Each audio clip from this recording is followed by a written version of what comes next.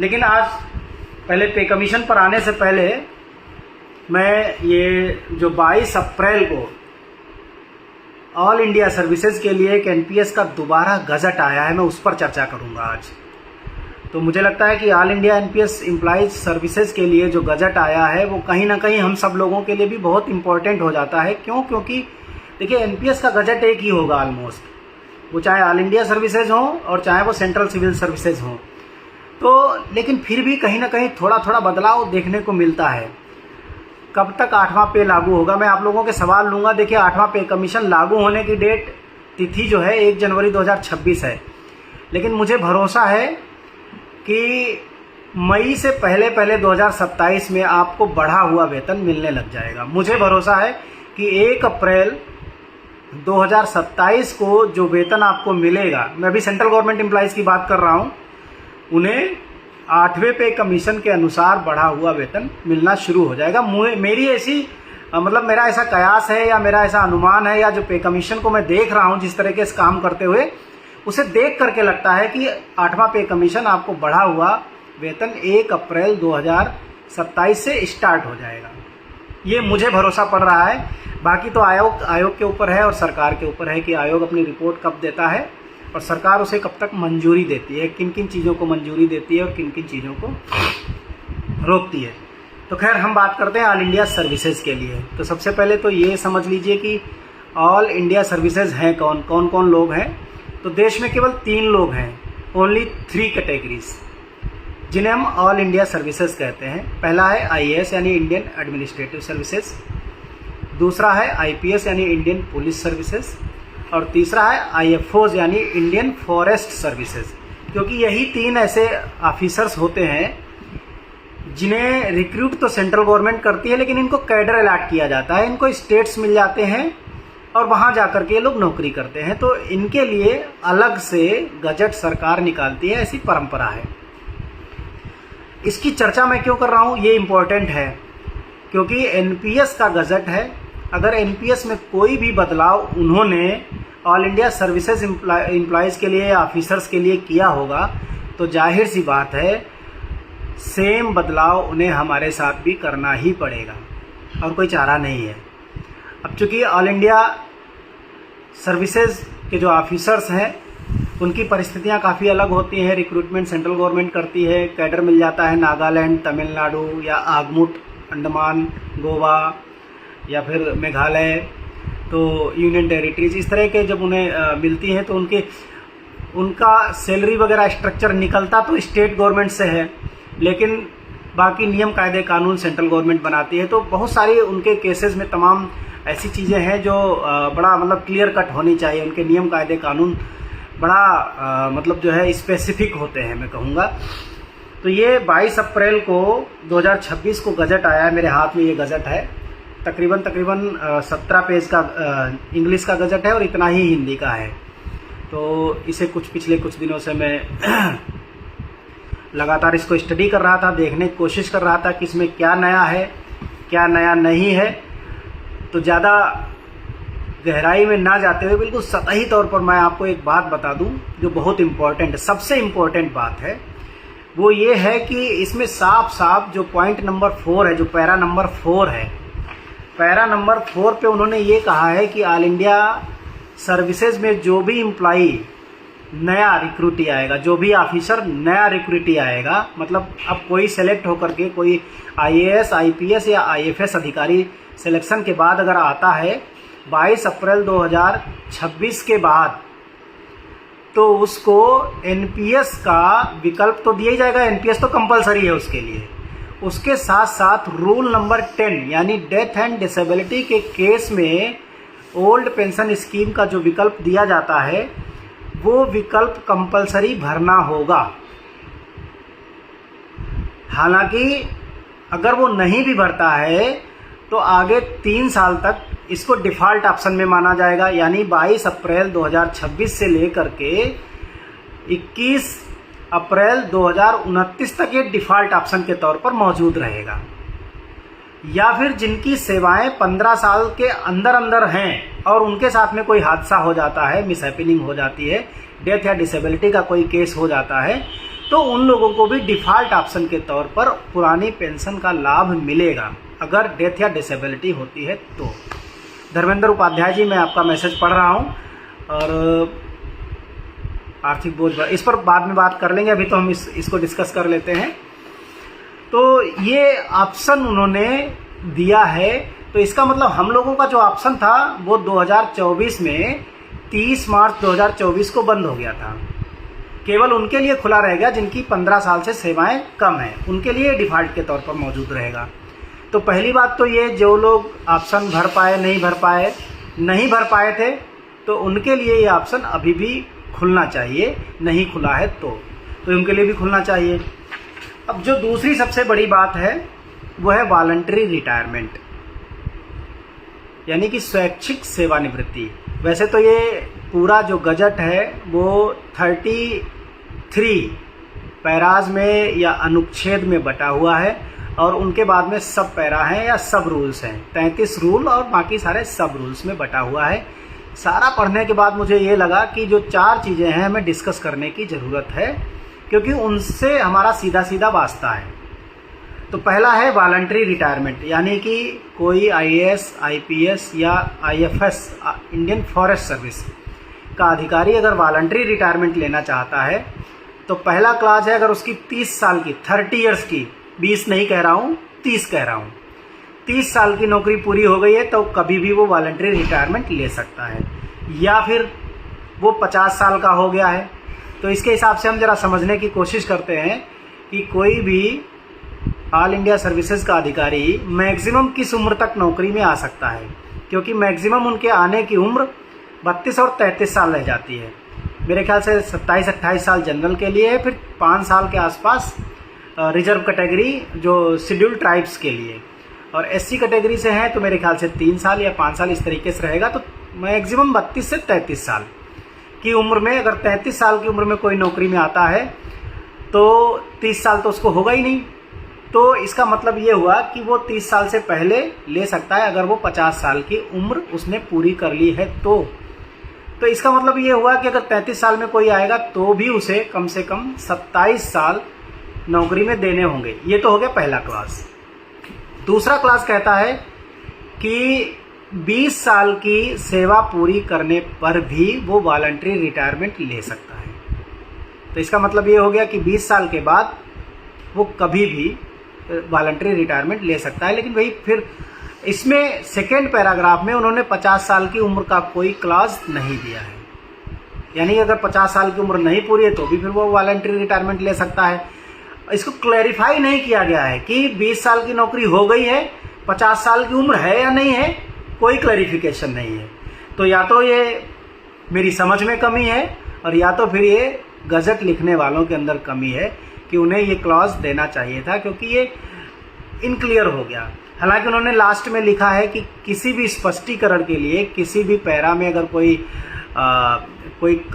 इनक्लैरिटी है, अस्पष्टता है, तो उस केस में DOPT के जो दिशा निर्देश होंगे उन्हें ही माना जाएगा।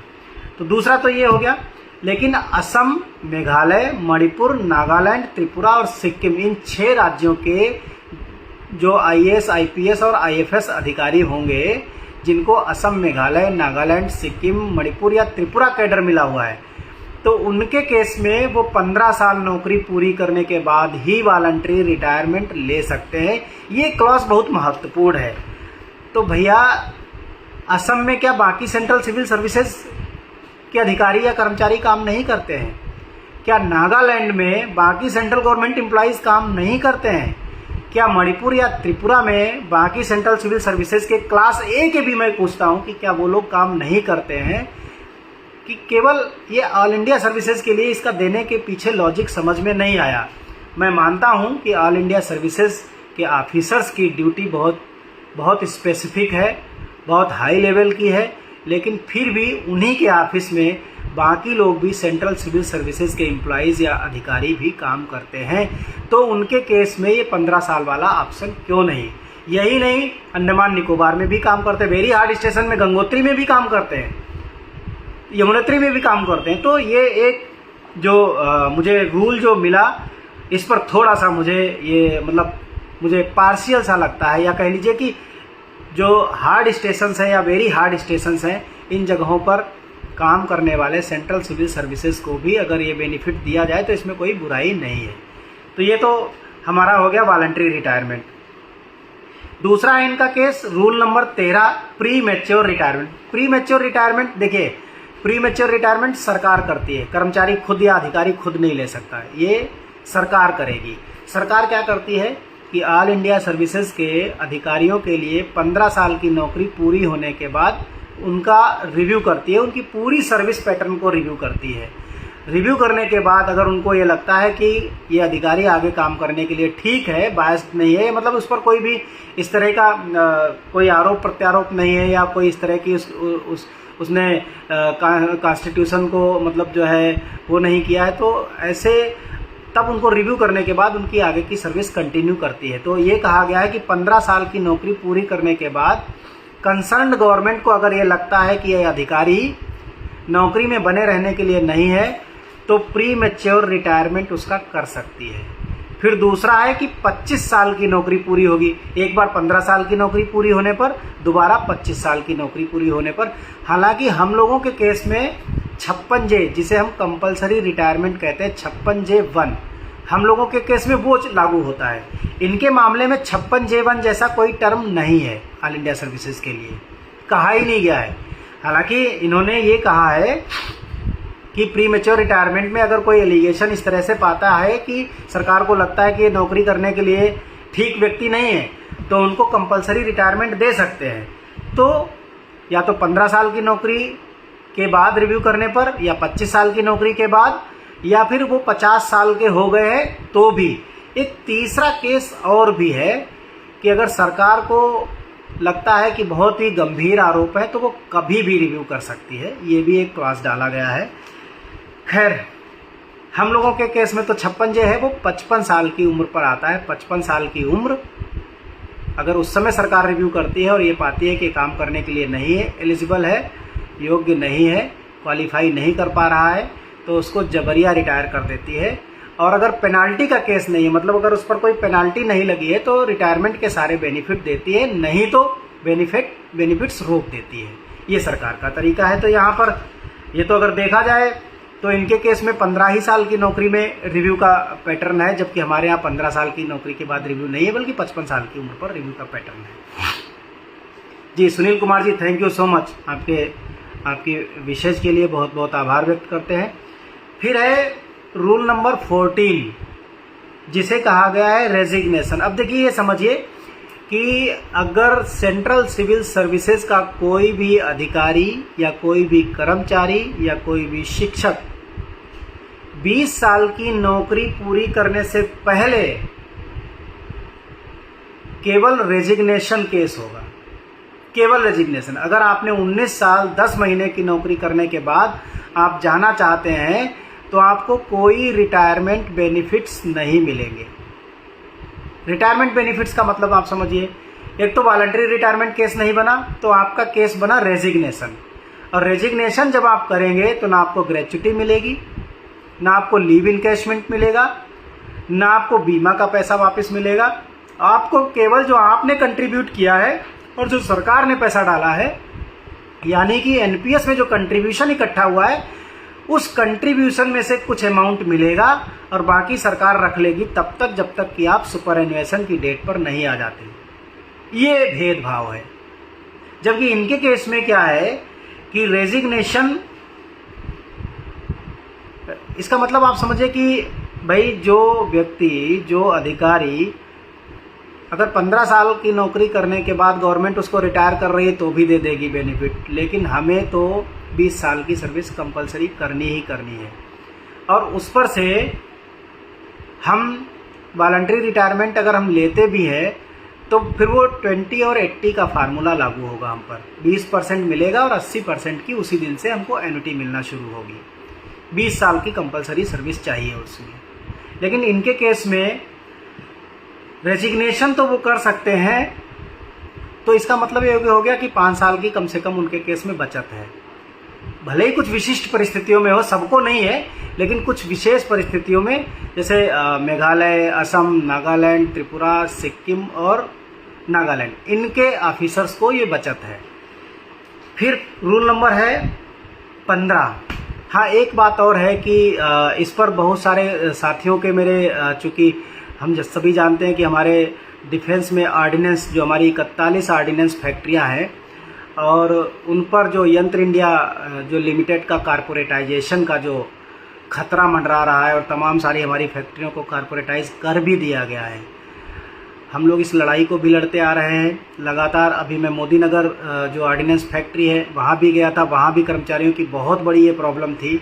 एक तो उसको कारपोरेट किया गया है, दूसरे जो वहाँ ये एक भर्ती होती थी, मैं कहूँ कि पहले दरबान की भर्ती, कोई प्रमोशन नहीं है दरबान का। जिस पद पर नौकरी शुरू किए उसी पद पर वो रिटायर हो जाते हैं। और भी बाकी इन सारी पोस्ट को तो पहले ही आउटसोर्स कर दिया, अब तो नई भर्ती ही बंद कर दी सरकार ने।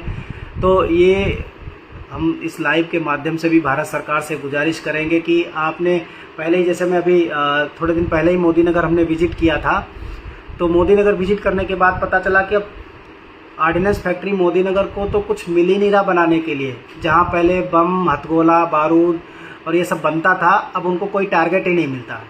जब टारगेट नहीं मिलेगा तो कुछ बनेगा नहीं, कुछ बनेगा नहीं तो आरोप लगाना आसान हो जाएगा कि जो सरकारी मतलब फैक्ट्रियाँ हैं वो काम नहीं कर रही हैं या घाटे में चल रही है, और उसके बाद उसको निजी हाथों में दे दो तो सब ठीक हो जाएगा, ऐसा मान लिया जाएगा। तो सरकार से ये भी गुजारिश रहेगी कि कारपोरेटाइजेशन अगर हर समस्या का हल होता तो हमने कुछ साल पहले चितरंजन लोकोमोटिव वर्क्स में विजिट किया था आसनसोल में, CLW में, और CLW का ये रिकॉर्ड था कि हर साल उसका नाम गिनीज बुक में आता था। दुनिया के सबसे भारी इंजन सबसे कम समय में बना करके वो तैयार करते थे। और वहाँ जो बनाने का यानी मैन्युफैक्चरिंग का जो काम था उसको बंद कर दिया गया। मैन्युफैक्चरिंग की स्किल ही धीरे धीरे ख़त्म हो गई। अब तो 8-10 साल हो गया उसको बंद किए हुए। अब वहाँ केवल असेंबलिंग का काम होता है।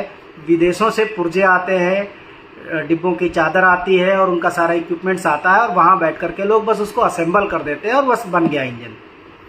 हम सारी चीज़ें बाहर से खरीद रहे हैं, इम्पोर्ट कर रहे हैं। तो 20 साल के बाद ऐसा होगा कि किसी को ना तो इंजन बनाना आता होगा, ना डायनमो बनाना आता होगा, ना बिजली पैदा करना आता होगा। हम पूरी तरीके से डिपेंडेंट हो जाएंगे। और उस समय जब ग्लोबल सिनेरियो ख़राब होंगे, हालात ख़राब होंगे, जैसे अभी अमेरिका और ईरान के बीच में हुआ या रसिया और यूक्रेन के बीच में हुआ, अगर ये बड़े पैमाने पर और हुआ तो ऐसा हो जाएगा कि हम इंपोर्ट भी नहीं कर पाएंगे, हम पूरी तरीके से डिपेंडेंट हो जाएंगे। तब के बारे में ज़रा कल्पना कीजिए कि तब हमारी स्थिति क्या होगी। क्या हम इंजन बना पाएंगे? क्या हम वो बम बना पाएंगे? क्या हम मोटार बना पाएंगे? तो इसके लिए ज़रूरी है कि हमारे यहाँ से जो निर्माण का जो स्किल है वो कहीं ख़त्म ना हो जाए। इसके लिए भी ज़रूरी है कि भले ही उसमें संख्या कम रहे लेकिन वो स्किल डेड नहीं होनी चाहिए। वो तभी पॉसिबल है जब उन पदों पर भर्ती होती रहे और वो जो भट्टियाँ हैं वो जलती रहें, सुलगती रहें, तभी ये संभव है। तो ये ऑर्डिनेंस के साथ में इसके अलावा डिफेंस के बहुत सारे, अब संविदा भर्ती शुरू हो गई है। अब यंत्र इंडिया लिमिटेड जो कि नागपुर से गवर्न होता है, अब सारा वो असेंबलिंग मार्केट ही डिज़ाइन करेगी। वो जाहिर सी बात है, मैन्युफैक्चरिंग तो होगी नहीं, हो ही नहीं रही है। मैंने कई सारी फैक्ट्रियों को विजिट किया, वहाँ से हो ही नहीं रहा मैन्युफैक्चरिंग का काम। तो इसको लेकर के भी हमारी गुजारिश रहेगी 8वें पे कमीशन में भी आप लोग, मैं फिर एक बार आप सभी साथियों से भी गुजारिश करता हूँ कि 8वें पे कमीशन में चाहे एम्प्लॉई के तौर पे, इंडिविजुअल के तौर पे, या संगठन के तौर पे, या पेंशनर के तौर पे अपने सुझाव ज़रूर भेजिए। अगर आप सुझाव नहीं भेजेंगे तो हो सकता है आप ही का सुझाव बहुत यूनिक हो और उन तक पहुँचे ही नहीं। पिछली बार हम लोगों ने, पिछले महीने जब 30 अप्रैल को हम लोगों ने माननीय आयोग के सामने अपने रिप्रेजेंटेशन को रखा था, तब भी हमने ये बात कही थी। उसके बाद हमने गुजारिश की थी, तमाम मीडिया के साथियों से भी गुजारिश की थी, उनके माध्यम से गुजारिश की थी। आज भी अगर कुछ साथी, मीडिया के साथी भी जुड़े हो सकते हैं, मैं उन सभी साथियों का भी आभार व्यक्त कर रहा हूँ, क्योंकि 8वें पे कमीशन के हर मुद्दे पर हमने जब जो बात उठाई है उस आवाज़ को आम कर्मचारी तक हमारे मीडिया के साथियों ने पहुंचाने में हमारी बहुत मदद की है। इसके लिए मैं तमाम मीडिया के साथियों का बहुत बहुत आभार व्यक्त करता हूं और उनको भी बधाई भी देता हूं और उनका अभिनंदन भी करता हूं कि आप इसी तरीके से all India NPS employees federation को, उनकी आवाज़ को हर एक कर्मचारी तक पहुंचाते रहिए, हर एक अधिकारी तक पहुंचाते रहिए, हर एक प्लेटफार्म तक पहुंचाते रहिए। आपकी वजह से हमें तमाम चीज़ों का हम रिजोल्यूशन ला पाए हैं। तमाम ऐसे मुद्दे हैं जिनके ऊपर, चाहे वो फैमिली यूनिट 3 से बढ़ा करके 5 किया गया हो, जिस पर बात शुरू हुई है, तमाम ऐसी चीज़ें हैं जिनकी वजह से एनसीजेसीएम पर भी दबाव बना है और उन्होंने उन मुद्दों को अपने मैनिफेस्टो में या अपने एजेंडा में शामिल करने के लिए उनको मजबूर होना पड़ा है। तो मैं तमाम मीडिया के साथियों का भी बहुत बहुत धन्यवाद ज्ञापित करता हूं, खास करके दैनिक जागरण है या जनसत्ता है और फाइनेंशियल एक्सप्रेस है, इकोनॉमिक टाइम्स है और हिंदुस्तान लाइव है और एनडीटीवी है, न्यूज़ 18 है और इंडिया टुडे है, न्यूज़ तक है। इन सभी चैनल्स को मैं अपनी तरफ से धन्यवाद ज्ञापित करता हूं कि इन्होंने जब भी हमें ज़रूरत पड़ी है, हमारी आवाज़ को उन्होंने अपनी लेखनी दी है, अपने प्लेटफार्म दिए हैं, तो वो हमारी आवाज़ भी दूर तक पहुंची है। अब 13 तारीख को टीटी के ऊपर जो है सुप्रीम कोर्ट में ओपन हियरिंग है, ओपन सुनवाई है और तकरीबन मेरे ख्याल से 46 संगठन या 46 कह लीजिए कि इंडिविजुअल्स हैं जिन्होंने रिट पिटीशन फाइल की है अनिवार्य टीटी के खिलाफ। और उन सभी साथियों को मैं बधाई दूंगा, शुभकामनाएं प्रेषित करूंगा कि 13 जो मई है वो उनके लिए बहुत महत्वपूर्ण साबित हो और सुनवाई में कुछ बढ़िया जो है हमारे हक में, साथियों के हक में फैसला सुनाया जाए। और 1-2 हियरिंग में ये फैसला, मैं तो उम्मीद करता हूँ कि 1-2 हियरिंग में ये फैसला आ जाएगा। और हमारा भी एक सहयोगी संगठन है आज़ाद अध्यापक शिक्षक संघ मध्य प्रदेश, जो भरत जी के नेतृत्व में काम कर रहा है। मध्य प्रदेश में कई लाख शिक्षक उसमें शामिल हैं और वो भी हमारे साथ इस रिट पिटीशन में शामिल हैं। 46वां या 47वां नंबर उनका है जो इस रिट पिटीशन में है और कुछ एक साथी और भी हमारे इसमें शामिल हो रहे हैं। जिनको और भी शामिल होना चाहते हो, पार्टी बनना चाहते हैं, वो लोग भी कांटेक्ट भी कर सकते हैं। तो उन सभी साथियों के लिए भी शुभकामनाएं। अब मैं बात करता हूं कि 8वें पे कमीशन में, क्योंकि ये सबसे इम्पोर्टेंट मुद्दा है। बहुत सारे लोग मुझसे कहते रहते हैं कि ओपीएस केवल ओपीएस, ओनली ओपीएस, तो how family unit and fitment factor are connected. Garg साहब, मैं आपकी बात का जवाब दूंगा। देखिए, ये तो बहुत सिंपल सा कनेक्शन है। आप सपोज दैट कि एक परिवार में 3 यूनिट कंसिडर किए गए, 3 यूनिट पर 3 कंजप्शन होंगे, यानी कि हर आदमी जो भी कंज्यूम कर रहा है, जितनी भी कैलोरी कंज्यूम कर रहा है, उस कैलोरी की वैल्यू कितनी है। सपोज दैट एक आदमी जो कंज्यूम कर रहा है उसकी वैल्यू मान लो निकाला कि 6000 रुपये है। वो जितनी भी कैलोरी कंजम्पशन कर रहा है, चाहे वो 2700 कैलोरी कर रहा हो और चाहे वो 3940 कैलोरी कर रहा हो, सपोज दैट उसकी कुछ ना कुछ मार्केट में एक वैल्यू होगी। आप जो भी कैलोरी खरीदते हो, जैसे एक कैलोरी की जो वैल्यू है वो 2 या 3-4 पैसे के आसपास पड़ती है मार्केट में जा करके। तो सपोज दैट एक आदमी पर 6000 रुपये का खर्चा है, कैलोरी खर्चा, तो 3 आदमियों पर 18000 हो गया। अगर हम 5 आदमी माने एक परिवार में तो 30000 हो गया। सीधा सीधा कनेक्शन है। तो इसका मतलब ये है कि फैमिली यूनिट जितनी ज़्यादा होंगी, हमारी सैलरी भी उतनी ही ज़्यादा होगी। सपोज दैट अगर 3 फैमिली यूनिट को हम बढ़ा करके सीधा 5 फैमिली यूनिट कंसिडर कर लेते हैं, तो सीधी सी बात है कि अब 66%, 66% का इजाफा तो उस पर करना पड़ेगा जो कि कैलोरी की वैल्यू पहले की है। यानी जब 2016 में एक कैलोरी की वैल्यू अगर मान लीजिए 1 पैसा थी, अगर हम 1 कैलोरी की वैल्यू आज भी 1 ही पैसा माने तो भी 66% सैलरी में हाइक ऑटोमेटिक हो जाएगा। ये उसका सीधा सीधा कनेक्शन है। और इसके अलावा कैलोरी की वैल्यू में भी अब अंतर आ गया होगा। अगर पहले 1 पैसे की थी तो आज के टाइम पर हो सकता है वो 2 पैसे की हो, 3 पैसे की हो या 4 पैसे की हो। अगर आप गूगल करोगे तो आपको बहुत आराम से ये सारी चीज़ें मिल जाएंगी कि 1 कैलोरी की वैल्यू आज की डेट में कितनी पड़ती है। तो ये तो हमारा हो गया कैलोरी वाली बात या यूनिट वाली बात। अब जो साथी मुझसे पूछते हैं अभी फिटमेंट फैक्टर को, देखिए सर जी, फिटमेंट फैक्टर 2.6 से कम होने पर क्या आंदोलन का रास्ता अपनाया जाएगा? देखो भैया, ऐसा है कि मैं आपको एकदम क्लियर कट बात बताता हूँ। 2016 में जब 7वां पे कमीशन आया था, उस समय भी एनसीजेसीएम ने 3 पॉइंट समथिंग का फिटमेंट फैक्टर मांगा था, 3 पॉइंट समथिंग का। उस समय डियरनेस अलाउंस ऑलरेडी 125% था, यानी कि अगर हम डियरनेस अलाउंस को बेसिक सैलरी में मर्ज कर देते और कोई ग्रोथ ना देते तो भी 2.25 का फिटमेंट फैक्टर ऑलरेडी था। हमें मिला कितना? 2.57, यानी मुश्किल से मुश्किल आप देखिए 2.25 ऑलरेडी था, 25 और जोड़ दीजिए यानी 0.25 और जोड़ दीजिए तो 50 हो गया, 7 और जोड़ दीजिए 7 यानी 32%, यानी हमें 32% का मैक्सिमम दिखा। लेकिन एक ओवरऑल 32% का नहीं था। ओवरऑल जब आप पूरा कैलकुलेट करके देखते हैं तो महज वो मुश्किल से मुश्किल 24% के आसपास बैठता था। अभी हमारा जो डियरनेस अलाउंस है वो 58% है, यानी दिसंबर 2025 में, यानी दिसंबर 2025 में 1.58 ऑलरेडी है, बिना किसी प्रॉफिट बिना किसी लॉस के। आप देख लीजिए कि कितना मिलेगा। जो बात आपने कही 2.64 का फिटमेंट फैक्टर हमने बहुत पहले सजेस्ट किया था, लेकिन जब एनसीजेसीएम ने 3.83 का फिटमेंट फैक्टर रख दिया तो हम फिर उससे कम पर नहीं जा सकते थे। तो अगर आप देखेंगे तो हमने ये हमारा पेज नंबर 2 है, मैं इसको थोड़ा नज़दीक कर देता हूँ ताकि आप जूम पर आसानी से समझ सकते हैं।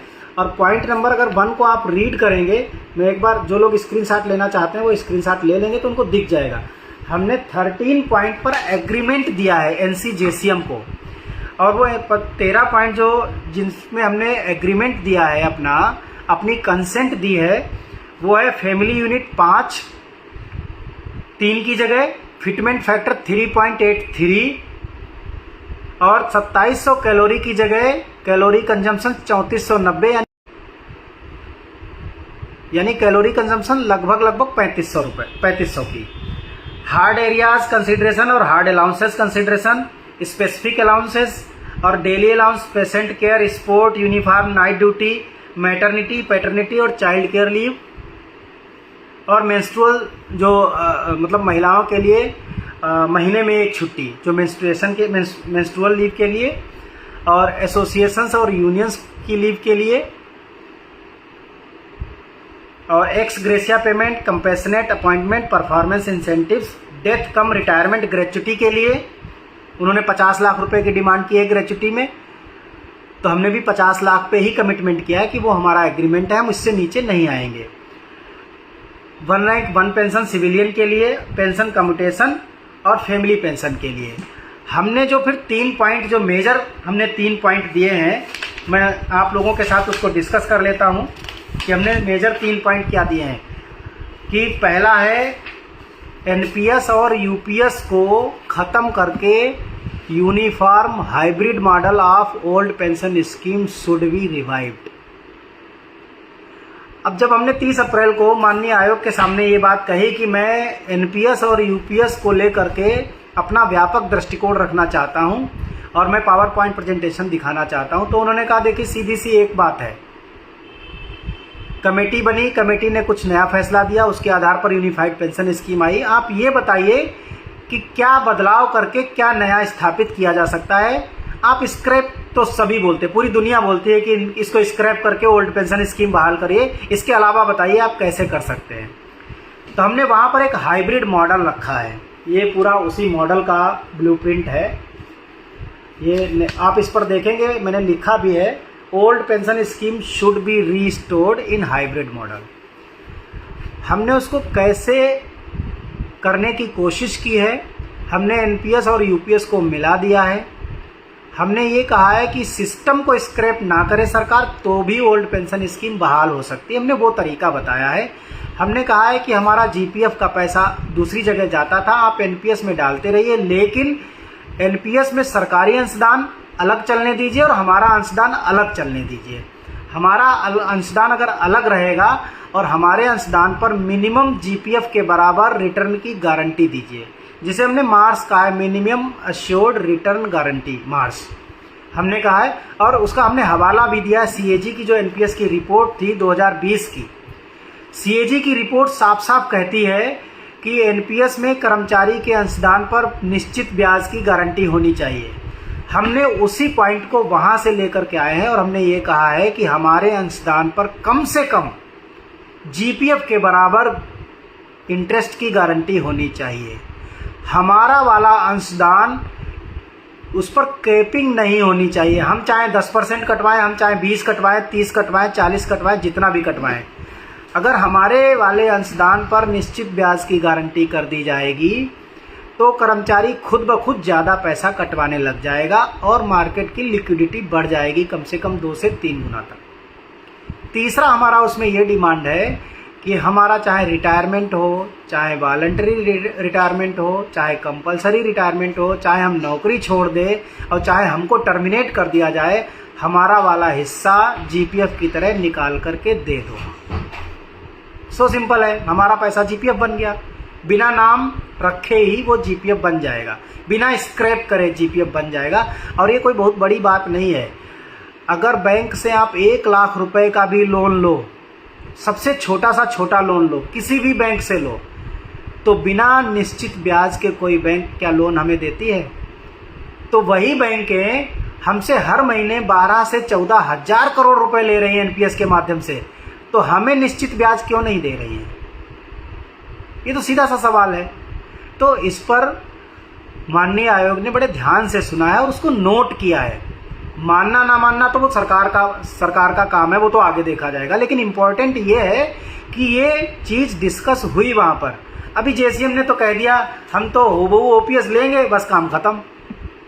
हम 10 साल से लड़ाई लड़ रहे हैं, कितने लोग रिटायर हो गए हैं।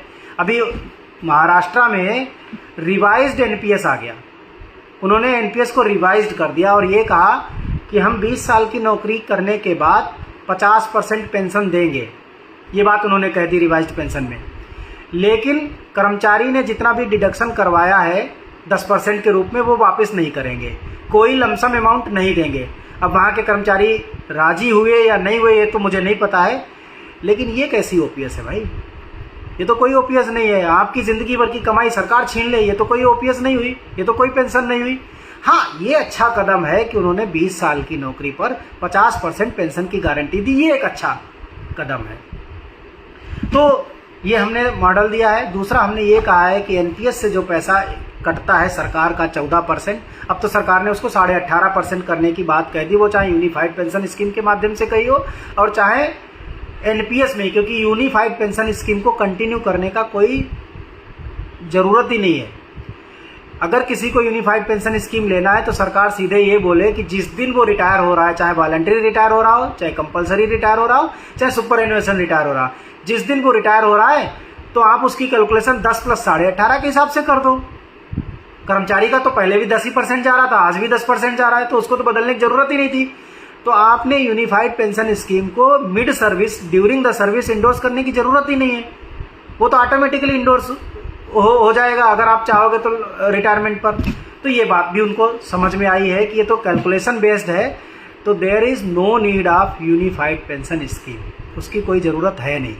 अब मुझे लग रहा है जो ऑल इंडिया सर्विसेज के लिए जो ड्राफ्ट आया है 22 अप्रैल को, इसी वजह से उन्होंने इसमें यूनिफाइड पेंशन स्कीम के विकल्प की कोई चर्चा नहीं की है। तो मैं तो ये कहूँगा कि ओल्ड पेंशन स्कीम की बहाली के लिए इस गजट में एक खास बात है और वो ये है कि यूनिफाइड पेंशन स्कीम का कोई जिक्र नहीं है। ये एक सुरेश जोशी जी है, वो पूछ रहे 18 साल वाले को सेम ओपीएस क्यों नहीं? तो भैया 18 साल वाले को सेम ओपीएस इसलिए नहीं, अलग अलग स्टेट में किसी राज्य में मैं बात करता हूँ, जैसे उत्तर प्रदेश में 20 साल की नौकरी पर 50% पेंशन है, छत्तीसगढ़ में 33 साल की नौकरी पर 50% पेंशन है, 33 ईयर, उसके पहले रिटायर हो गए तो उसी प्रोपोर्शनेट में कम हो जाएगी पेंशन। राजस्थान में 28 साल थी, उसको घटा के 25 साल करके गए हैं गहलोत साहब, पूर्व मुख्यमंत्री साहब। तो अलग अलग राज्यों में अलग अलग सर्विस लेंथ चाहिए होती है फुल पेंशन के लिए। सेंट्रल गवर्नमेंट में भी किसी ज़माने में 30 साल थी, फिर उसको घटा करके 20 साल किया गया, फिर उसको 10 ही साल कर दिया गया। तो 20 साल एक यूनिफॉर्म व्यवस्था है। ऐसा नहीं हो सकता कि सरकार को सेवाओं की कोई गारंटी ना दो और वो पेंशन की गारंटी दे दे। पेंशन की गारंटी भी तभी मिलती है जब कुछ निश्चित सेवाओं की गारंटी दी जाती है। ये तो मतलब एक जैसा ही है, आप सेवाएं जितनी लंबी दोगे सरकार भी उसी हिसाब से आपको गारंटी देगी। तो 20 साल यूनिफॉर्म व्यवस्था है। हम ये बात कर रहे हैं कि 20 साल पूरे देश में लागू होना चाहिए, ना कि केवल सेंट्रल में। हर राज्य में भी 20 ही साल होना चाहिए। 33 साल और 25 साल जहाँ कहीं भी है उसको एबोलिश करना चाहिए। 20 साल में 50% पेंशन की गारंटी होनी चाहिए। तो एक तो ये एनपीएस और यूपीएस के हाइब्रिड मॉडल से ओल्ड पेंशन स्कीम का मुद्दा है। दूसरा हमारा मुद्दा है यूनिफॉर्म मैकेनिज्म ऑफ एडमिनिस्ट्रेशन। तो uniform mechanism of administration, uniform mechanism of one nation mobility system, हमने उसकी बात की है। वो क्या है वो मैं आपको बताना चाह रहा हूँ। जैसे सरकार कहती है एक देश एक विधान, one nation one constitution, one nation one identity, जिसे आप यूनिक आईडी बोलते हो, आधार। वन नेशन बोलते हो OROP, one rank one pension, जैसे तमाम चीज़ें, वन नेशन वन राशन। तो उसी सिस्टम पर हमने ये कहा है कि one nation one mechanism system होना चाहिए। जब एनपीएस जैसी व्यवस्था सेंट्रल ऑटोनोमस बॉडीज़ पर भी लागू है, एनपीएस वाली व्यवस्था यूनियन टेरिटरीज के कर्मचारियों पर, सॉरी कुछ कॉल की वजह से शायद डिस्टर्ब हो गया था जी। जब वही एनपीएस स्टेट गवर्नमेंट एम्प्लॉयज पर भी लागू है, तो उसी एनपीएस में जब कोई बदलाव होता है तो वो सभी पर समान रूप से लागू क्यों नहीं होता। जैसे 1 अप्रैल 2019 को पहली बार एनपीएस में एक बदलाव किया गया और सरकारी अंशदान को 10 से बढ़ा करके 14 किया गया। तो सेंट्रल ऑटोनोमस बॉडीज में लागू होने में उसको कम से कम 2 से 3 साल का वक्त लगा। तमाम यूनियन टेरिटरीज में उसको लागू होने में 2 से 3 साल का वक्त लगा। चंडीगढ़ में वो 3 साल के बाद लागू हो पाया, और स्टेट गवर्नमेंट्स में तो कई जगह पर 4-4, 5-5 साल लग गए लागू होने में। जब एनपीएस में एक नया बदलाव आया 30 मार्च 2021 को, डेथ एंड डिसेबिलिटी के केस में ओल्ड पेंशन स्कीम का विकल्प, तो उसको यूनियन टेरिटरी में दिल्ली में लागू होने में 3 साल लग गया। 30 मार्च 2024 से पहले हमने दिल्ली के डायरेक्टरेट ऑफ एजुकेशन में हमने उसको इंडोर्स करवाया, और तमाम केंद्रीय ऑटोनोमस बॉडीज़ में, जैसे यूनिवर्सिटीज़ में, तमाम रिसर्च इंस्टीट्यूट्स में, तमाम हॉस्पिटल्स में जो ऑटोनोमस हैं, आज तक लागू ही नहीं हुआ, अभी तक लागू नहीं हुआ। तमाम स्टेट्स में आज तक डेथ और डिसेबिलिटी के केस में ओल्ड पेंशन स्कीम का विकल्प आज तक लागू ही नहीं हुआ। कल मेरे पास मध्य प्रदेश के साथियों का फ़ोन आया था, उनके यहाँ भी अभी तक लागू नहीं हुआ। तो जब सिस्टम एक है, एक ही पॉलिसी में आपने कहा कि एनपीएस के सभी कर्मचारियों को ग्रेच्युटी का हक है, तो उत्तर प्रदेश में भी एक कैजुअलिटी हो गई है। मदरसा के एक टीचर हैं, उनकी कैजुअलिटी हो गई, तो उनके भांजे ने मुझे फ़ोन किया था। उन्होंने बताया कि उनके यहाँ अभी तक ग्रेच्युटी देने का उन्होंने नियम ही नहीं बता रहे हैं, वो दे ही नहीं रहे ग्रेच्युटी। तो जब सेंट्रल गवर्नमेंट ने क्लियर कर दिया कि सभी एनपीएस एम्प्लॉयज़ को ग्रेच्युटी का प्रावधान है, तो अलग अलग राज्य उसे रोकते क्यों हैं। तो हमने ये बात कही है कि one nation one policy one mechanism होना चाहिए इम्प्लीमेंटेशन का। एक जगह अगर ये लिखा गया कि ये बदलाव किया गया है, तो उसमें नीचे मेंशन करना चाहिए कि this provision will be provided to the employees under NPS और under this policy of state government employees या यूनियन टेरिटरीज या फिर सेंट्रल ऑटोनोमस बॉडीज, सीधे सीधे मेंशन करना चाहिए।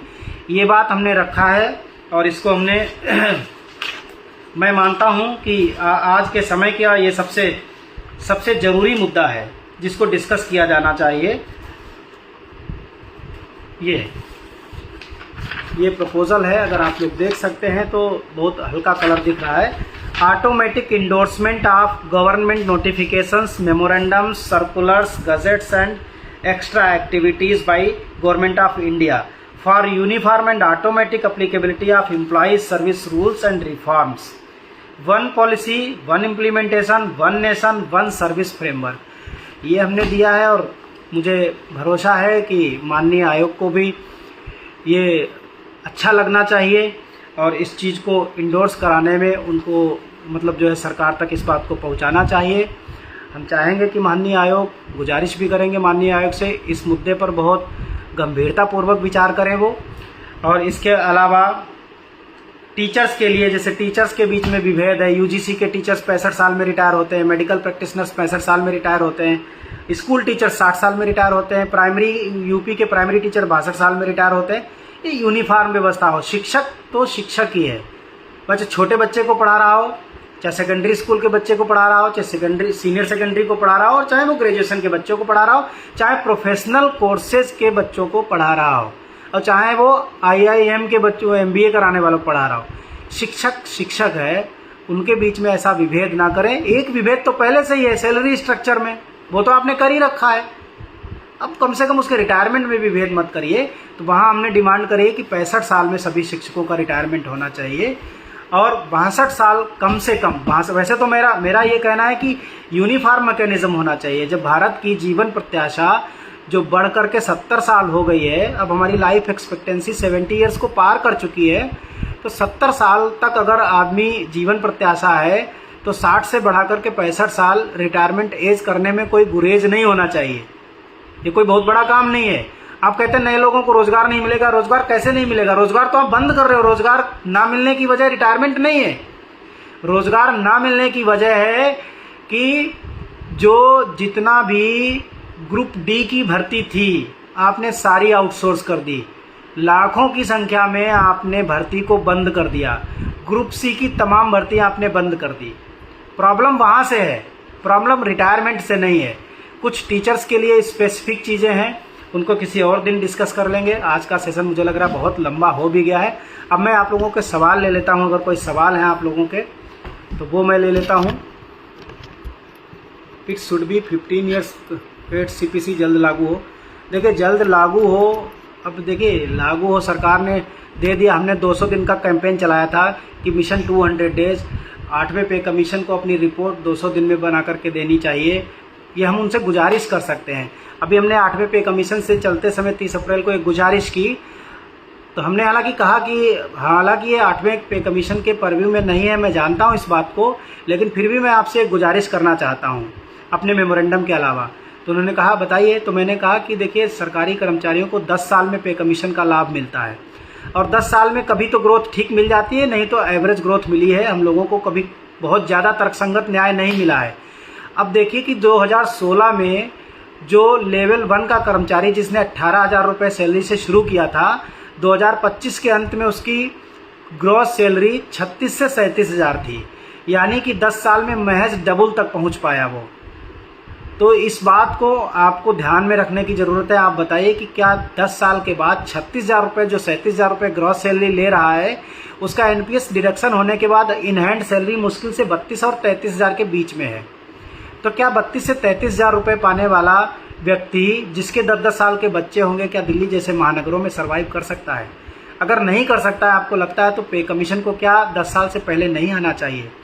क्या उसे 5 साल पे आना चाहिए, 6 साल पे, 7 साल पे? ये मैं आप पर छोड़ता हूँ। लेकिन हमारा जो सुझाव है वो बैंकर्स की तरह, बैंकिंग एम्प्लॉयज़ की तरह से हर 5 साल के बाद हमें सेटलमेंट प्लान या हमें पे कमीशन का बेनिफिट मिलना चाहिए। ये हमारा अलग से उनसे दरख्वास्त की गई थी। तो हालांकि माननीय आयोग ने इस पर यही कहा कि देखिए ये तो सरकार का काम है, ये तो आयोग का तो काम ही नहीं है, तो कुछ काम तो सरकार करेगी ना। तो मैंने कहा सर बिल्कुल है, लेकिन हम चाहते हैं कि आयोग के माध्यम से सरकार तक ये बात पहुँचे, ताकि उन्हें ये पता रहे कि कर्मचारियों की ये भी एक जायज़ मांग है। तो भरोसा है कि माननीय आयोग से कि, और पूरा विश्वास है कि आयोग जो है इस समय बहुत मुस्तैदी के साथ, बहुत स्पीड के साथ और बड़ी तल्लीनता, बड़ी संवेदनशीलता के साथ काम कर रहे हैं। सभी के मेमोरेंडम्स को जब हम गए तो वहाँ उन्होंने सीधे बोला कि आपका मेमोरेंडम मेरे पास है, मैं उसे देख रहा हूँ, और जो चीज़ें इसमें इम्पोर्टेंट हैं, हमें लगता है या आपको लगता है कि जिनको डिस्कस करना चाहिए, वहाँ से शुरू करते हैं। तो मैं आप लोगों से फिर एक बार गुजारिश करूँगा कि अपने सुझाव, अपने सजेशंस, अपने आइडियाज़ पे कमीशन को हर हाल में भेजें। मोदी जी ये तो है, संभव नहीं है तो क्या करें? अब है तो मोदी जी, किससे मांगे? अब अमेरिका के राष्ट्रपति से तो नहीं मांगेंगे, जो यहाँ है भारत में प्रधानमंत्री, उसी से मांगेंगे।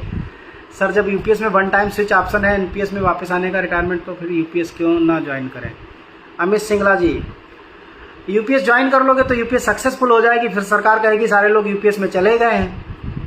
जब हम यूपीएस में खुश नहीं है, हमारा रिटायरमेंट अभी है नहीं, तो हम क्यों जाएं? मेरा भी नहीं है अभी, मैं तो नहीं गया। मुझे भी पता है कि यूपीएस में भी बेटर देन एनपीएस, लेकिन मैं तो नहीं गया। मैंने तो ये तक बोला कि जब तक मेरे सभी साथियों को ओपीएस का न्याय नहीं मिल जाता, मैं खुद ओपीएस में नहीं जाऊंगा। हमारे दिल्ली के बहुत सारे लोगों ने इस मसले पर कोर्ट केस किया, क्योंकि दिल्ली सरकार ने जुलाई 2004 में एनपीएस को इंडोर्स किया, जबकि हमारा नोटिफिकेशन जुलाई 2004 से पहले का है। लोगों ने कोर्ट केस किया, मैं कोर्ट केस में नहीं गया। मैंने कहा इससे तो चंद लोगों को न्याय मिलेगा ना, लेकिन बाकी की तो लड़ाई वहीं की वहीं है। मेरी लड़ाई कोई निजी लड़ाई नहीं है, मेरी लड़ाई देश के 1 करोड़ एनपीएस कर्मचारियों की लड़ाई है, मैं ये मानता हूँ। और इसी से मुझे पहचान मिली, इसी से मुझे सम्मान मिलता है। तो मैं ना उस लड़ाई की पहचान को छोड़ सकता हूँ, ना मैं उस सम्मान को छोड़ सकता हूँ, और ना ही मैं उस लड़ाई को तब तक छोड़ सकता हूँ जब तक कि लोगों को न्याय ना मिल जाए। लोगों की ये जानने की इच्छा है कि आपके हिसाब से न्यूनतम कितना मिल सकता है। ये बड़ा खतरनाक सवाल है। मैं यहाँ बोल दूंगा तो लोग फिर मुझे गालियाँ देंगे, यहीं पर गालियाँ देना शुरू कर देंगे। मिनिमम फिटमेंट फैक्टर, देखिए मैंने हमेशा लिखा है, मैंने अगर याद हो तो मनी 9 के एक इंटरव्यू पर मैंने बहुत समय पहले ये कहा था कि 2.5 से नीचे 2.1 से नीचे कर ही नहीं सकती सरकार, पॉसिबल नहीं है। तो हम जब भी इस बात करेंगे 2.1 से ऊपर बढ़ेंगे। फिर हमने कहा था अब हम शुरू करते हैं यहाँ से कि होना मिनिमम कहाँ से स्टार्ट कर सकते हैं, कि मतलब वाजिब क्या है। तो हमने एक कैलकुलेशन की थी 2.64 की। मैं फिर कहता हूँ कि 2.64 के आसपास मिनिमम फिटमेंट फैक्टर हो सकता है, और 3.83 से ज़्यादा मिल जाए तो इससे बढ़िया और क्या बात हो सकती है। सैलरी किसको अच्छी नहीं लगती बढ़ी हुई सैलरी, हमको भी अच्छी लगती है। हम तो चाहते हैं 3.83 भी क्यों 4 पॉइंट समथिंग हो जाए, हमें भी सैलरी बढ़ी हुई अच्छी लगेगी। अब अंकुर जी लिख रहे हैं तो फिर रहने दीजिए, ना बोलिए भाई साहब। देखिए पब्लिक क्या है ना, पब्लिक हमारे हिंदुस्तान में एक बड़ी ख़राब परंपरा है। हमारे लोग ताली बजाना पसंद करते हैं, कोई अच्छा बोल दे, वो धरातल पर उतरे या ना उतरे। विजय थलपति साहब ने बोल दिया कि हमारी सरकार चुन करके आएगी तो हम सभी महिलाओं को 8 ग्राम सोना देंगे। अब बोल दिया लोगों ने, तालियां बजाए, वो चुन करके आ भी गए, मुख्यमंत्री बन गए। अब 8 ग्राम सोना देते हैं कि नहीं देते तो वक्त बताएगा। अनुकंपा मुद्दे को कृपया समर्थन दे। पंकज वानखेड़े साहब, मैं पहले भी इस बात में बता चुका हूं कि अनुकंपा में के मसले पर जो NCJCM के माध्यम से हम लोगों ने कई रिप्रेजेंटेशन दिए थे, और वो ये थे कि जिसने 1 जनवरी 2004 से पहले अप्लाई कर दिया है, अनुकंपा के मामले में अप्लाई कर दिया, लेटर लिख दिया, एप्लीकेशन दे दिया, उसको ओल्ड पेंशन स्कीम में शामिल कर सकती है सरकार। ये चल रहा है, ये मुझे भरोसा है कि इसको मान लिया जाएगा और सभी के लिए जनरल आदेश जारी हो जाएंगे। JCM की मांग मिलना संभव है क्या? क्या ही जवाब दूँ, इसका कोई जवाब नहीं है। ये एक ऐसी डिमांड है, बस डिमांड है। मैं तो धरातल पर रहना पसंद करता हूँ, मैं ज़्यादा सब्जबाग ना दिखाता हूँ ना देखता हूँ, क्योंकि सब्जबाग दिखाने का काम मतलब रहता है कि लोगों को सेंसिटाइज करके इनकैश करना, बस तालियां बजवा लेना, अपने साथ में खड़ा कर लेना, और फिर जब तक आदमी रहेगा कोई ना कोई मुद्दा बना ही रहेगा, दूसरे मुद्दे पे सरक जाएंगे। क्या हुआ OPS का, है ना, बड़े बड़े UPS के पोस्टर लगाए लोगों ने, बहुत बड़े बड़े पोस्टर लगाए लोगों ने, और UPS के नाम पर वोट भी मांगे और मिले भी, और जीत के भी गए लोग। ये तो पब्लिक है, अपना पब्लिक का परसेप्शन। सरकार 2.5 भी दे दे तो बहुत अच्छा होगा। हाँ, लोग लिखते हैं, मेरे पास तो बहुत कम तक लोग भेजते हैं। सब पे कमीशन कब तक लागू हो जाएगा? उम्मीद है अप्रैल 2027 तक लागू हो जाएगा, उम्मीद है। बाकी तो ये तो सरकार और पे कमीशन पर डिपेंड करता है। हम लोग दबाव बनाएंगे, कोशिश करेंगे, गुजारिश करेंगे, ज़रूरत पड़ी तो लड़ेंगे कि जल्द से जल्द लागू हो। और कोई सवाल हो तो ले लेता हूँ मैं। छत्तीसगढ़ में न्यू अपॉइंटमेंट वालों के लिए भी बंद हो गया OPS। अच्छा, बंद हो गया OPS। छत्तीसगढ़ की एक खास बात बता देता हूँ मयंक शर्मा जी। छत्तीसगढ़ में सबसे पहले ओल्ड पेंशन स्कीम को बहाल किया गया। अब देखिए, छत्तीसगढ़ की सरकार ने बहुत बढ़िया खेल दिया। हमारे लोग समझते हैं कि छत्तीसगढ़ में ओल्ड पेंशन स्कीम बहाल हो गई, धरातल पर सच्चाई क्या है मैं आपको बताता हूँ। छत्तीसगढ़ में तकरीबन 1,80,000 वो टीचर्स हैं जिनको 10-15 साल की नौकरी के बाद रेगुलर किया गया। 10 से 15 साल की नौकरी के बाद रेगुलर किया गया। रेगुलर करने के बाद वो एनपीएस में आ गए। अब उनकी नौकरी जब उनको रेगुलर किया गया तो महज 15 से 20 साल की बची, किसी किसी की तो 15 साल से भी कम बची। अब छत्तीसगढ़ ने कहा हम इन सबके लिए ओल्ड पेंशन स्कीम को बहाल करते हैं। अब देखिए ओल्ड पेंशन स्कीम का मतलब क्या है छत्तीसगढ़ में। छत्तीसगढ़ में मतलब ये है कि ओल्ड पेंशन स्कीम का मतलब ये है 33 साल की रेगुलर सेवा के बाद 50% पेंशन। 33 साल तो 33 साल तो किसी को हो ही नहीं रहे। लोगों को बड़ी मुश्किल से 15 से 20 साल हो रहा है। अब देखिए 15 साल वाले को कितना मिलेगा। 15 साल वाले को 25% से भी कम बनी पेंशन। तो इसका मतलब क्या हुआ कि उसको जब वो रिटायर होगा तो उसको 25% से भी कम पेंशन देनी पड़ेगी सरकार को। कहने के लिए तो ढोल पीट दिया कि ओपीएस देंगे, लेकिन उसको पेंशन मिलेगी 25% से भी कम, 22 से 25%। और उसके एवज में भी क्या करेंगे वो कि जो एनपीएस में पैसा कटा था उसका जब 60% कर्मचारी को मिलेगा रिटायरमेंट पर तो वो भी पैसा छत्तीसगढ़ की सरकार ले लेगी आपसे। क्यों? क्योंकि उसे अपना पैसा वापस लेना है, वो तो उसे मिलेगा नहीं। यानी आपके पास कुछ नहीं बचा। अब 22-24% पेंशन बची, पैसा बचा नहीं। अब देखिए जो पैसा 40% एन्युटी से उसको मिलेगा, 40% क्योंकि वो एन्युटी से भी कुछ पैसा मिलेगा ही मिलेगा उसको, क्योंकि वो तो मार्केट में चला गया। 40% एन्युटी से जो पैसा मिलेगा, एक वो उसको पेंशन मिलेगी और एक उसे ओपीएस की जो 20-22-25% मिले वो पेंशन मिलेगी। तो देखने में वो ओल्ड पेंशन स्कीम है, लेकिन धरातल पर वो ओल्ड पेंशन स्कीम नहीं है। धरातल पर ओल्ड पेंशन स्कीम का मतलब है कि कर्मचारी को रिटायरमेंट के समय उसका वाला हिस्सा ब्याज सहित जीपीएफ की तरह वापस मिल जाए, ताकि वो 4 पैसे घर लेकर के जाए बुढ़ापे में। और 50% पेंशन कम से कम 20 साल की नौकरी पर। तो वो दोनों ही मंतव्य पूरे नहीं हो रहे, ना तो उसके पास पैसा मिल रहा है, ना 50% पेंशन मिल रही है। ये एक पॉलिटिकल ओपीएस है, ये रियल ओपीएस नहीं है। रियल ओपीएस तब होगी जब 20 साल की नौकरी पर 50% पेंशन प्लस कर्मचारी वाला पूरा का पूरा हिस्सा वापस, जैसे महाराष्ट्र में शुरुआत हुई है। 50% पेंशन का वादा 20 साल की नौकरी पर, और अगर कर्मचारी का अंशदान और वापस कर दे महाराष्ट्र सरकार तो वो रियल ओपीएस हो जाएगी। मैं इसीलिए कहता हूं कि पॉलिटिकल ओपीएस का रियल ओपीएस के साथ कोई कनेक्शन नहीं है। रियल ओपीएस का कनेक्शन अगर होगा तो वो सेंट्रल गवर्नमेंट की पिटारे से ही निकलेगा, सही लड़ाई से निकलेगा, सही स्ट्रेटजी से निकलेगा और सही डिमांड से निकलेगा। मेरा तो यही मानना है, हम इस पर काम कर रहे हैं। और इस बार मैं आप लोगों को एक आश्वासन जरूर देना चाहूँगा पूरे देश के लगभग 98-98.5 लाख एनपीएस कर्मचारियों को कि 8वें पे कमीशन के आयोग की रिपोर्ट के साथ ओल्ड पेंशन स्कीम का 99% सपना पूरा हो जाएगा। ये मुझे भरोसा है, इस पर हम काम कर रहे हैं। हमें पूरा भरोसा है कि ये पे कमीशन की रिपोर्ट के साथ साथ सॉर्ट आउट हो जाएगा। आप लोग साथ बने रहें, all India NPS employees federation का साथ देते रहें। अंडमान के साथियों को मैं ज़रूर कहूँगा कि अंडमान के साथी बहुत मेहनत कर रहे हैं और लगातार अंडमान और कार निकोबार में भी उन्होंने सिग्नेचर कैंपेन चलाया है। निकोबारीज ट्राइबल कम्युनिटी भी हमारे सिग्नेचर कैंपेन में आई है। अनिवार्य टेट के खिलाफ माननीय प्रधानमंत्री श्री नरेंद्र मोदी जी को ज्ञापन भेज रहे हैं।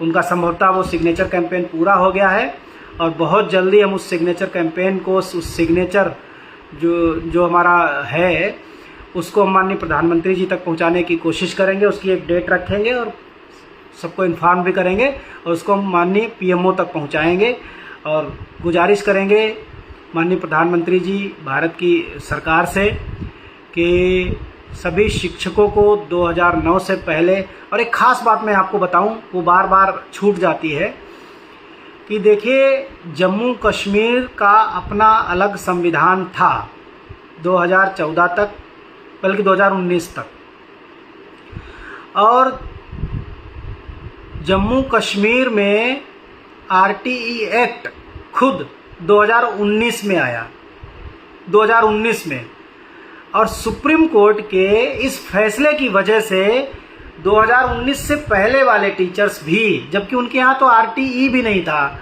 वो इससे प्रभावित हो गए। तो माननीय न्यायमूर्ति सुप्रीम कोर्ट, उनसे भी हम गुजारिश करेंगे कि ये कैसा डिसीजन है। उनका तो संविधान ही अलग था, उनके यहाँ तो टीचर ही अलग कैटेगरी में बटे हुए हैं, उन पर भी आपने वो डिसीजन थोप दिया जिनके यहाँ आरटीई ही नहीं लागू था। उनको आपने कैसे इस मतलब जो है डिसीजन कैसे थोप सकते हैं। तो आपको रिव्यू करने की ज़रूरत है, और मुझे लगता है कि अगर मानवतापूर्ण दृष्टिकोण से आप इसको रिव्यू करेंगे तो 2009 से पहले के सभी टीचर्स को टीईटी के दायरे से मुक्त करेंगे।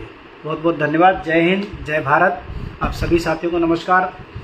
एक बार फिर से गुजारिश होगी कि इस वीडियो को ज़्यादा से ज़्यादा लोगों तक शेयर कर दें, और कुछ छूटा हो कोई पॉइंट तो मैं ले लेता हूँ। सीजीएचएस के लिए हमने ऑप्शन रखा है कि central autonomous bodies, union territories के कर्मचारियों को भी आफ्टर रिटायरमेंट सीजीएचएस का ऑप्शन मिलना चाहिए। वो चाहे तो सीजीएचएस ले ले, और वो चाहे तो उस स्टेट का हुआ है उस सेंट्रल ऑटोनोमस बॉडी की जो है मेडिकल स्कीम ले लें।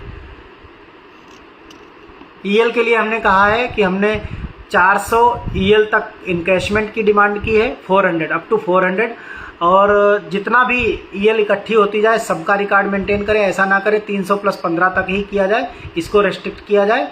और जो इनकैशमेंट होता है वो एलटीसी ग्राउंड पर होता है, एलटीसी से उसको डीलिंक करने की बात कही है, क्योंकि एलटीसी में एक बार में आप पूरी नौकरी में केवल 6 बार करा सकते हैं, और इनकैशमेंट केवल 10 ईएल का हो पाता है, और 10 ईएल पर आज की डेट में अंडमान जाने का एक तरफ से टिकट नहीं हो सकता, तो उसका कोई मतलब नहीं है। कम से कम 30 ईएल इनकैशमेंट के लिए अलाउ की जाए एक बार में, और उसको एलटीसी से डीलिंक किया जाए, ताकि ज़रूरत पड़ने पर, किसी भी प्रकार की ज़रूरत पड़ने पर कर्मचारी अपनी ईएल को इनकैश करा सके सर्विस के दरमियान। पुलिस के लिए भी समस्याएं रखिए। देखिए गौतम चौहान साहब, पुलिस की जो समस्याएं हैं मुझे लिख करके भेज दीजिए, और मेरा नंबर अगर नहीं है तो मैं बोल देता हूं, आप नोट कर लीजिए, 9899353538। एक बार फिर से बोल देता हूं, 9899353538, 9899353538। अगर आपकी कोई समस्या है तो मुझे व्हाट्सएप कर दीजिए, मुझे मेल कर दीजिए, मेल में कमेंट बॉक्स में छोड़ दूंगा, मेल आईडी लिख करके मेल कर दीजिए। और जब भी कभी पे कमीशन से दोबारा बात होगी तो मैं ज़रूर आपके मुद्दों को रखूँगा। बहुत बहुत धन्यवाद। जय हिंद, जय भारत।